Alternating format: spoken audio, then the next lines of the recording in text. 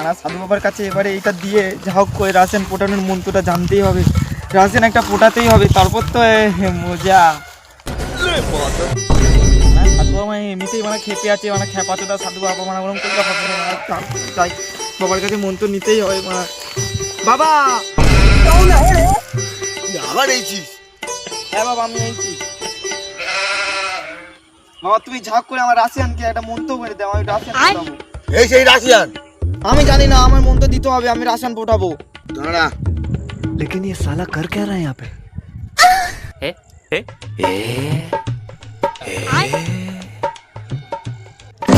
তুই মেয়েটার আজকে অনুভব করবি।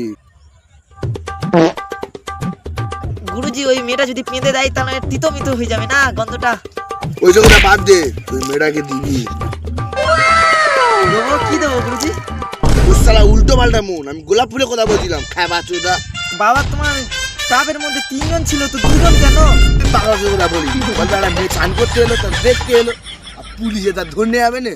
হ্যাঁ মারা তার মানে বেঁচে খেনেছে আর গান মারাচ্ছে মারা। খালা তোর আগে ফুটে বাজ দিলে মনে নি।